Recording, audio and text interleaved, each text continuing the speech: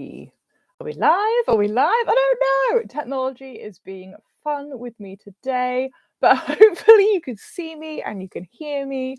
I'm coming live to you from London, England, hence the delightful accent.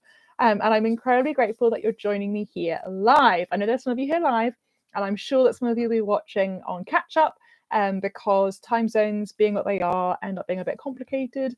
So I'm just really, really grateful for everyone who is watching, no matter what time you're watching. A little bit of housekeeping. There's a comments box. I don't know where it'll be compared to where it'll be on your screen. For me, it's this. Oh, I'm like mirrored. That's weird. You are more than welcome to put something in the comments. It'll be lovely to hear from you. I'll be able to see them appear on my screen. If you see my eyes wandering off, it's because I'm looking at the comments. And we are here today to talk about Governess of Great Talents. This is this month's book for our book club. And it's funny, I'm not typically someone who rereads their own books that often. I tend to find it very stressful to get a book over the finishing line, and then when it's done, I'm just ready for it to be gone. The last thing I want to do is dive back into it and have to go through it again. But I have to say, it's been quite strange and lovely to go back to a book that I wrote so many years ago and see what's going on in there. So there were a few questions that came in advance, but if you have questions that have come up now, please put them in the chat. I'll be more than happy to go through them. I have absolutely no idea how long this video will end up being, because as I said, I'm just going to go through the questions and answer them, and that might take 10 minutes, it might take 50 minutes, I don't know. But yeah, I'm really glad you're here. As you can probably tell, I'm quite tired. It's the end of the working day for me. It's 6 p.m. And I start work at 5 a.m. as a writer. So it's been quite intense as a day, but I'm really looking forward to this. I don't get to actually talk about my books that often. And look at this cover. I mean, look at this cover. Oh, one of the things that I absolutely adore about being a historical romance author is I get these gorgeous clinch covers. And that was actually one of the questions, so maybe I'll start with that. How much input do I get on the covers of my books? Now, this is a Dragonblade book, which means that I actually get quite a bit of control. The way that it works is I don't actually send over a book idea, I send over a series idea. And so this is the Governess Bureau series book 1. And when I pitched the series idea to Dragonblade, I was very clear that I wanted it to be quite steamy, but also with a little bit of romance and mystery in. I really loved the idea of challenging myself as an author to push my boundaries a little bit, because I'd never really written mysteries before.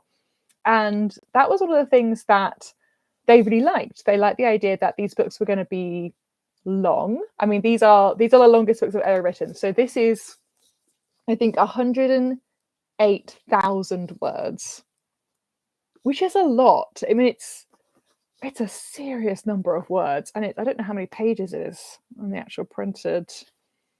324. So in fact, let me grab, I don't want to pull my headphones out. There we go. So this is another one of my books, Always the Mistress, and it's Dragonblade as well. And just to give you an idea of size, don't know if you can see there, it is, I mean, it's not quite double, but it's not far off, is it? And they're the same height, the same width. So look, sorry, I'm not very good at my camera work. It is literally, so it was quite a challenge. So I'm going off on all sorts of tangents. This is the problem when I'm at an event that I'm hosting and there's no one to keep me in line.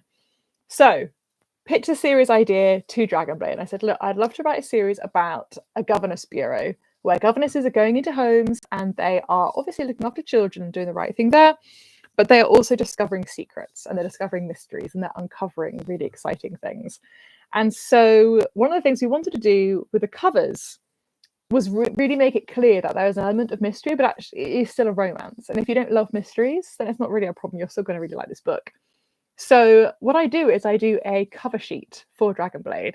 And so for each book, I do a short description, a physical description of the hero and the heroine, any particular historical period details that I'd like, anything particular in their clothing, any particularly important scenes or locations that occur. And so, as we can see here, she's got this gorgeous silken gown, and I really wanted a silken gown that's coming off at the shoulder. There we go. Because that's quite pivotal. And then I wanted him in a waistcoat. I think there's something really nice about, it's all backwards. This is all mirrored, by the way. This is why I keep going backwards. I love the idea of the waistcoat and the shirt. I think that's just so sexy. And so I was like, right, we've got to have that in there. And then they said, well, how are we going to add the mystery element to the cover? And I'm not a very visual person. I don't really, when some people write, they see the scenes in front of their eyes and then they kind of write them down. I'm not really like that. So what we decided to do was kind of this, I don't know if you can see because of the glare of the light. We've got these kind of, this side, these kind of mysterious gates kind of looming in the background. So it's got a kind of a mysterious, like, oh, something's going to happen energy. But at the same time, it's very clearly a romance.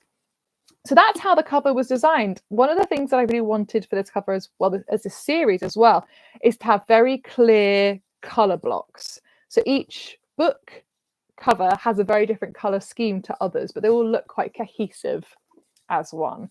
So I had a lot of fun with that.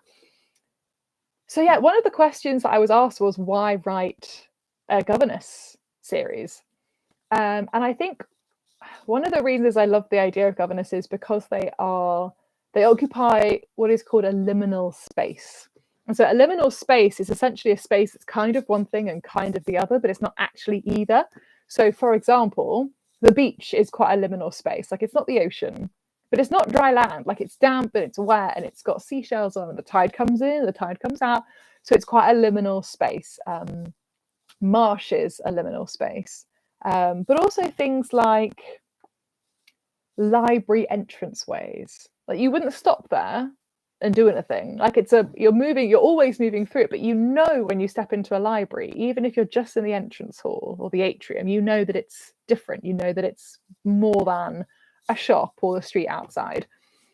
And so liminal spaces for people is actually quite complicated. So a governess, as an example, a governess isn't family, but she's not a servant. And so actually she ends up occupying this really complicated space within the household because, the other servants can't tell her what to do, but she's not in charge. She is a paid member of a family, but she's also kind of a companion, and she's got access to, and quite a lot of authority over the children of the house. And so it puts women, especially educated women, which governesses had to be, it put them in a really awkward position a lot of the time, which of course makes it incredibly sexy because you have kind of boss employee elements, you got lots of power dynamics. And I think that's why I thought governesses in particular would be really exciting to write about. I swiftly realized that there was a really simple way to tie books like this in a series together, and that was by having one centralized place where they were getting all of their work, I suppose, that they were getting all of their opportunities for jobs in one place. And so that's how the idea of the rules came about, of the idea of, you must have an impeccable reputation, special skill, but must never fall in love. And of course, as soon as you tell someone they can't fall in love, what's the first thing they do? They fall in love. So yeah, I had a really fun time thinking about it. I did also find that as part of my research into governesses as a whole around the kind of Regency and Victorian era, even though these are Regency, I want to have a broader look. It was quite a lonely place to be in society. You're not going to be invited to balls and things, but also you're not living with your own family where they would include you in things. And so you end up not really having any sort of social life at all. And I think that one of the things that I wondered about was trying to unpick the background of real life governesses. Were they often widows, for example, or were they unmarried and needed an income? And there wasn't really one consensus. And that's partly because we just don't have the evidence for it. Unfortunately, people in the past didn't write down all the things that I would like them to tell me. And so quite often, we just don't know. We'll have records of a governess at a house for like 11 years, looking after child after child after child, and then there's no record of her, and there's no goodbye party. There's no note in the housekeeping records of why they're not paying so-and-so's salary anymore. She's just gone, which is a real shame. Right, let me have a look. There's another question that came through about, I'm just saying, for anyone who hasn't heard, thank you so much for being here. If you go to the chat, you can say hi, you can ask me questions. I'd love to hear from you. I was asked a question about one of the things that I really enjoyed writing about this book. I had to think about this because I really enjoyed a lot of it. But this is the first book, I think, that I wrote that includes the Glass Hand Gang. And the Glass Hand Gang is a criminal organisation that turns up over and over again after this. It's a very convenient, as a writer, way to have a kind of criminal mind, criminal characters kind of pop in and out. But the Glass Hand Gang ended up being incredibly important for my Dukes in Danger series. It's introduced in book 1, and there's a whole through line throughout the whole 12 books of there's a spy from the Glass Hand Gang that's infiltrated the wonderful dukes who are trying to bring them down. And so it's actually kind of wonderful to look back on this and think, actually, this gang, this criminal mastermind gang that I invented specifically for this mystery plot ended up being so much more and ended up taking part so much more in my Regency world that I created. So that was particularly fun. I was asked, does Meredith share any characteristics with you, my wonderful Miss Meredith Hubert? I don't think so. Meredith is much calmer in the face of adversity than I am. So when I was writing Meredith, I wanted her, because she's the first governess that you meet as part of the series, I wanted to kind of demonstrate how professional they were. And they wouldn't have used that language to describe themselves, but I really wanted you as the reader to believe that the Governess Bureau was like the best of the best of the best. Like, only the best governesses go here, only the best governesses get accepted, only the best governesses get sent out on behalf of the Governess Bureau. And so if Meredith was kind of average, I think you as the reader would have been wondering, well, like, what's so great about this Governess Bureau then? If like literally anyone off the street could walk in and just do the job, what is the point? And so I had to kind of make her just very good at what she does, which actually ends up being quite a challenge, because there's not much interesting story if your heroine is perfect. I'm certainly not perfect. And I don't think that most people are perfect. Even if they're brilliant people, there's always something about them that is not great, or they're not good at something. Even if they are very good, kind-hearted people, no one's good at everything. And so it's quite a delicate balance to have Meredith as someone who comes in and has to display to the readers and the characters how wonderful she is, and at the same time be fallible and make mistakes and prejudge people a little bit and not work out the mystery until right at the end, which is shocking of Meredith, really. So yeah, I think the one characteristic that Meredith and I share is that we're both quite nosy. Not in a bad way, but I really enjoy people watching. So I had to go somewhere on a train for work yesterday, and I thought, oh great, a train, hour and a half, no internet, great, I'll get loads of work done. And all I ended up doing was eavesdropping on people's conversations in the train and watching people and seeing what they were doing. And it was very unproductive, but it was also fascinating. And there was things that I heard people say, and I thought, oh gosh, I never would have thought of that. How can I weave that into a book? And I think Meredith's like that. I think that's partly why she works in this story, because she is trying to work out lots of things. She's very nosy at Alfred's life. She's very curious about Archibald, the half-brother of the Duke. And I think maybe it's curiosity, not nosiness. I don't know.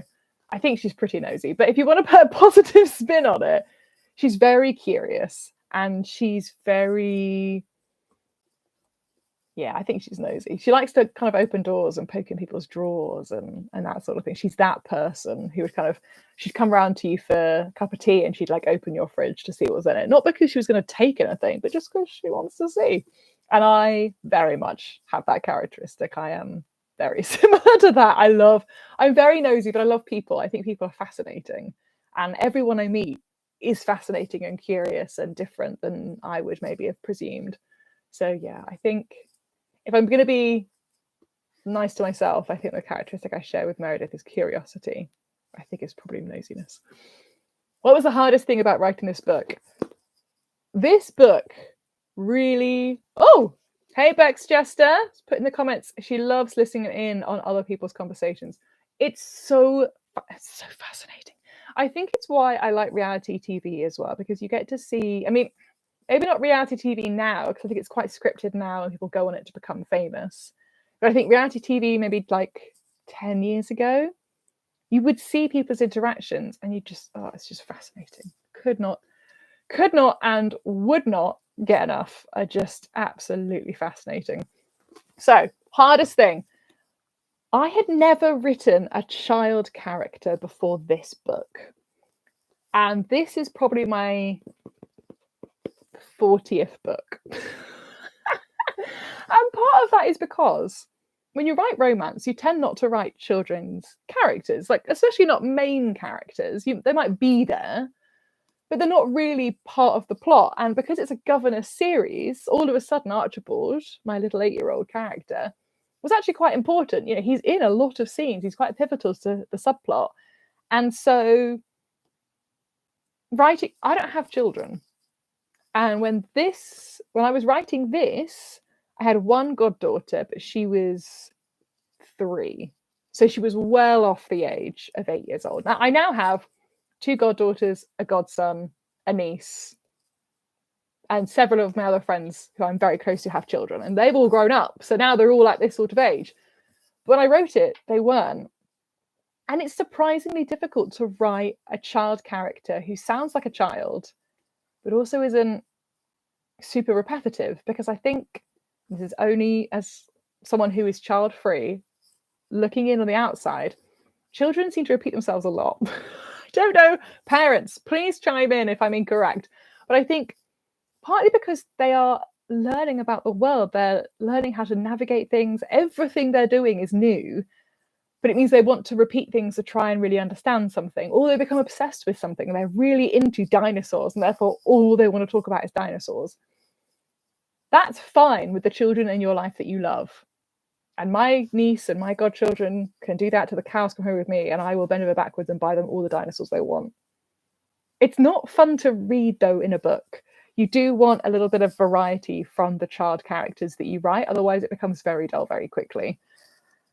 And that was really hard, because I didn't want Archibald to sound too adult in his dialogue, but I also didn't want him to, be really dull and really boring. Whenever he was in a scene, he had to be doing something to make the scene make sense, and the scene had to be better because he was in it, and that very rarely happened on a first draft. That was the thing I had to go over and over and over and over and over and over and over again and try to improve, because it was so difficult. It was not a natural thing for me. And if I'm honest, there are 6 books in this series. Obviously, they all have children in, because it's a Governess Bureau series.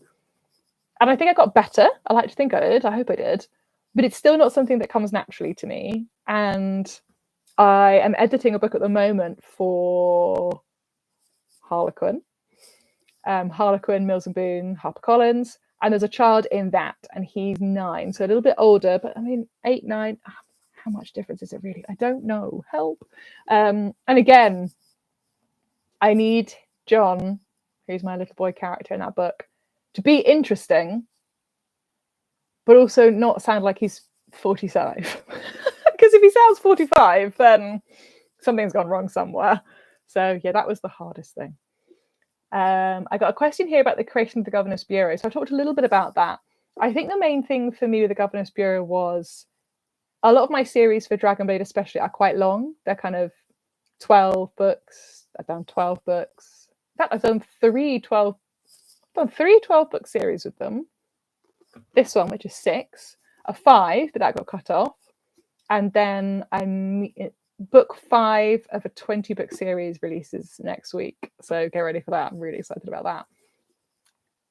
This series is only 6 books, and that was on purpose, because one of the kind of subplots of the whole series is that as these governesses start marrying their masters, obviously it's very scandalous. And poor Miss Vivian Clark, who runs and founded and runs the Governess Bureau itself, she is having to deal with the societal fallout. And there was only so long that I could suspend my own disbelief, let alone your disbelief, that that would just happen and happen and happen. Eventually, people would shut her down and be like, you can't let any more governesses come, please. You're a disaster. So I actually initially planned the series to be 5 books. I thought 5 books would make sense. I think after 5, people would be like, no, we're never going to book a governess from the Governess Bureau ever again. But I was halfway through writing the second book, which will be next month's book for the book club. And I realized that Miss Vivian Clark herself deserved her own happily ever after. She was really miserable. She was not happy. She'd created the Governess Bureau as something to fulfill her, but it hadn't fulfilled her. And I then realized I needed a 6th book for her.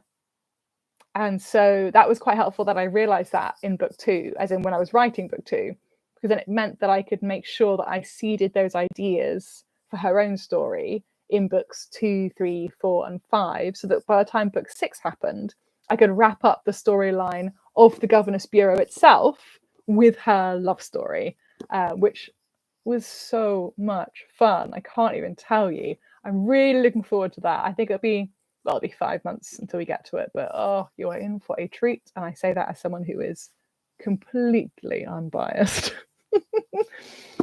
Okay, the last question that I had sent in advance. And again, if you've got questions and you're here with me live, please do put them in the chat. I don't know where the chat is going to appear on your screen. It'll be somewhere. Hopefully it'll be easy for you to find. Absolutely no worries if I've already answered your question. I'm not going to be worried. What was the publishing process like? So Dragon Blade Publishing, who published this lovely book and many others, has a pretty standard approach to publishing, but the timelines are quite short compared to traditional publishing. So Dragon Blade is an independent press. That means it doesn't have shareholders. It's independently owned. And that means they can be a lot more nimble and a lot quicker than some of the bigger houses.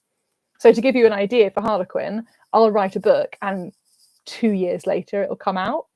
Whereas with Dragon Blade, about 6 months later it'll come out. So the process is I write the book, which is a joy, but I then self-edit the book, which is a nightmare, because self-editing from my perspective, and there'll be other authors who think differently, who really enjoy self-editing. For me, self-editing is just a constant criticism of what I've done. It's just hours and hours and hours of looking at every line that I've written and been like, how could this be better? How could this be better? Why didn't I write this better? How could this be better? It's really demoralizing and I don't enjoy it, but it has to be done, because that's usually when I pick up any plot holes or I realize that I've introduced a dog in chapter 2 and then it's never heard of again. So do I weave in the dog or do I take the dog out of chapter 2? It's all those little decisions where I'm trying to make it as polished and as pretty as I can possibly get. That then goes to my Dragon Blade editor, and they then send it back to me with comments throughout the text, and then any changes they think, like small changes that should be made, so, moving a word around or adding a little description, that sort of thing. I then have to go through it, which is soul destroying. Excuse me. It's absolutely soul destroying, but it's got to be done. It makes it a better book. And my goal and my desire is always to make the best book for you possible. So I make all those changes, goes back to the editor checks through them. In an ideal world, the editor's like, yep, these are all fantastic. Sometimes it comes back to me and I make more edits and then it goes back. It then goes to a proofer or a proofreader, and that's someone that Dragon Blade organizes, and they just go through and make sure that any of the changes that I've introduced hasn't created more errors. Then it goes to a formatter, so that's someone who makes it beautiful for the digital print. So they're making sure that it's all on the page okay. They've got these gorgeous, ooh, God, it's so weird, this being mirror reversed. So weird. Yes, but also for the digital version as well. And then it goes off and is combined with the cover. So this gorgeous design here. And then it's uploaded to Amazon and all the different places. So that whole process, from me finishing writing the book, takes about 6 months. So yeah, we've got a question from Megan or Megan's Book Nook. Megan, I don't know where you are in the world, Megan. I don't know how you pronounce your name. Sorry. Please correct me in the chat. Megan says, Can you explain why you decided to make the Duke run for Parliament election? Wouldn't he already have a seat in the House of Lords? Great question. And one of my big regrets for this book is I don't think in hindsight I did a good enough job of explaining that. In my head, it was very clear because I knew Alfred very well.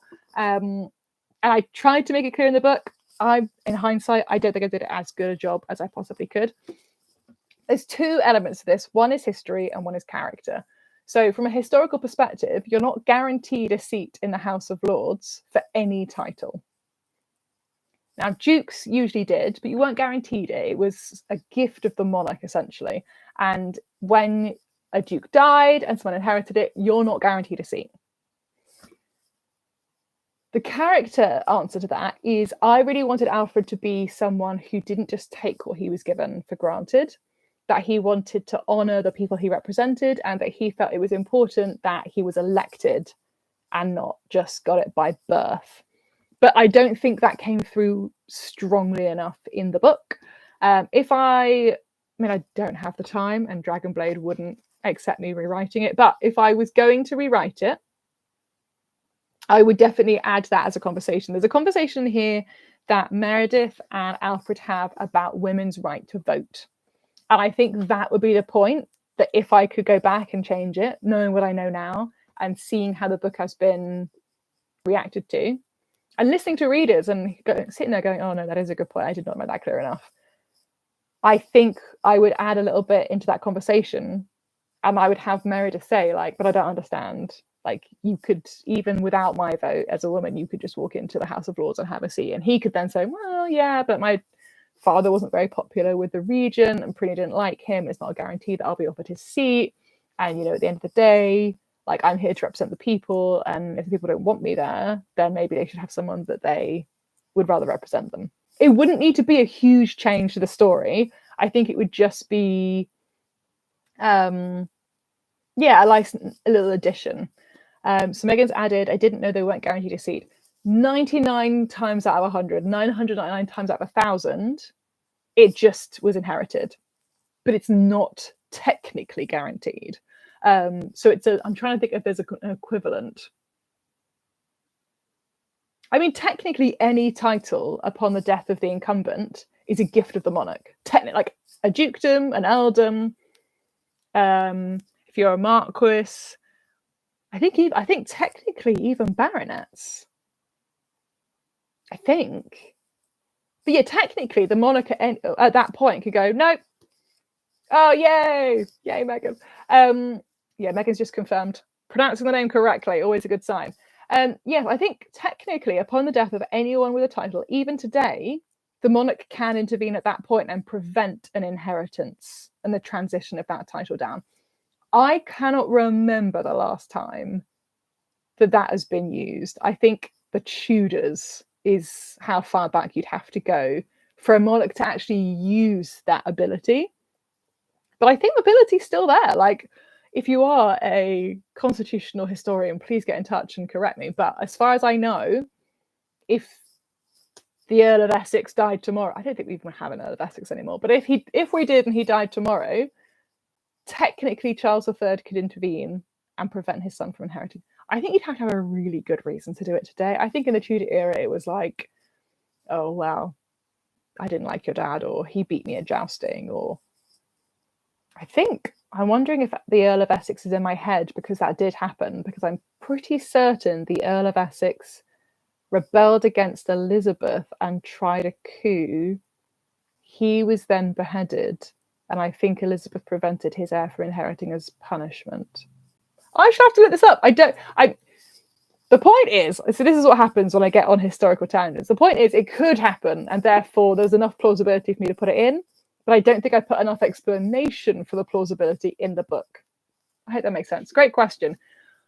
We are half an hour in, and I'm out of questions. So unless there are any questions that people want to put in the chat in the next kind of 60 seconds, I will draw our book club to a close.